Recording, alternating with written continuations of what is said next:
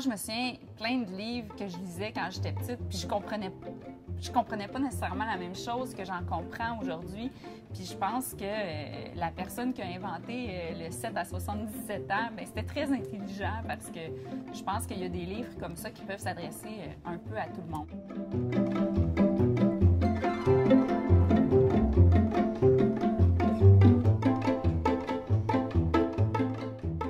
Bonjour India. Salut. Bienvenue chez Renaud Bré. Merci. Tu es au service de commande web de Renaud Bré pour La Célibataire tome 2, dont la sortie est prévue pour le mois de septembre, donc que tu écris avec Magali Foutrier, Oui. qui est une illustratrice française très talentueuse.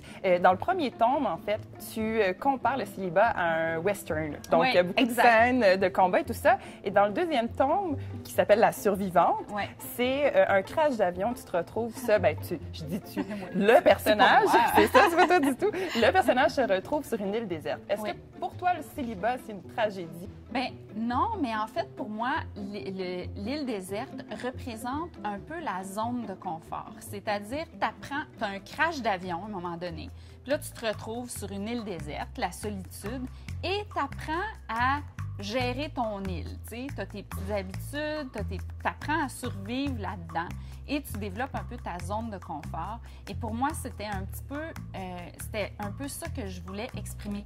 Dans la première page, dans tes remerciements, tu dis que Magali te fait croire à la magie et à la télépathie. Est-ce que tu peux nous dire un peu comment ça s'est passé? C'est fou comment... Bien, c'est drôle parce qu'il y a certaines personnes comme ça dans la vie avec qui tu dis « Oh mon Dieu, on dirait que la télépathie, ça existe. » Je vais te donner un exemple. À un moment donné, des fois, je dois avouer que certaines choses de La Célibataire sont un peu inspirées de ma vie. Et, On s'en doute pas. on part dans la fiction après, mais quand même, tu sais, ça part des fois d'un petit quelque chose de ma vie. Et là, je lui envoie un scénario, elle dessine quelque chose, puis je dis « Ah non, ça marche pas finalement. » Puis elle fait « Ben voyons, pourquoi ça fonctionne pas? »« Non, je suis pas à l'aise avec cette planche-là. » Puis là, elle insiste, elle dit « Ben voyons, India, c'est drôle, tout ça. » Et là, je lui avoue que le gars qu'elle a dessiné ressemble trop au gars de la vraie vie et j'ai trop peur que le gars se reconnaisse. Puis là, elle me dit, mais India, je vais changer juste l'illustration du gars. Mais j'en revenais pas qu'elle ait dessiné le gars que j'ai pas décrit, mais qu'elle l'ait dessiné comme dans la vraie vie. Et ça, des fois, là, je trouve ça un peu terrifiant.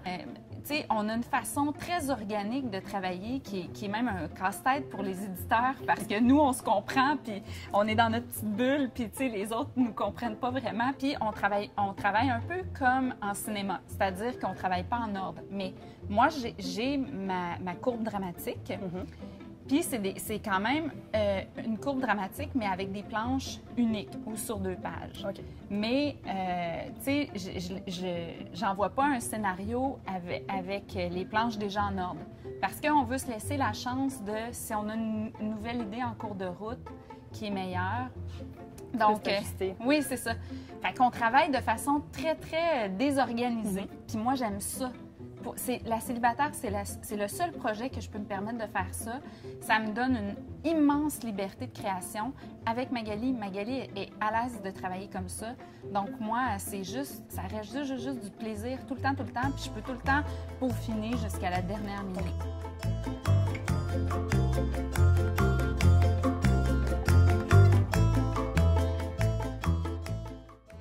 C'est sûr que pour écrire Aurélie Laflamme, j'ai fait plein de sacrifices dans ma vie, puis c'est surtout que j'ai vraiment mis mon cœur dans mes livres.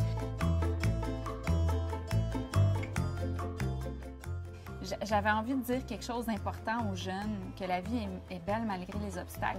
Puis il y a plein de jeunes qui me font des témoignages, qui me disent que ça les a aidés à traverser leur adolescence. Puis moi, c'est le plus beau compliment qu'on puisse me dire par rapport à Aurélie. C'est ça que je voulais, puis le fait qu'il y ait encore des nouveaux lecteurs sur Aurélie, ça me touche tellement que la série continue à vivre malgré la fin. Et puis, j'aimerais ça, et je me suis toujours dit, parce que ça a été quand même un grand deuil, dans 10 ans, 10-15 ans, j'aimerais ça écrire un autre tome qui se passerait 10-15 ans plus tard. Ben, merci beaucoup, India, d'être venue. Puis je conseille à tout le monde la lecture de ton deuxième tome, puis de prendre le premier aussi s'ils ne l'ont pas lu. Ben, merci beaucoup. Merci beaucoup. Je t'embrasse aussi. Merci.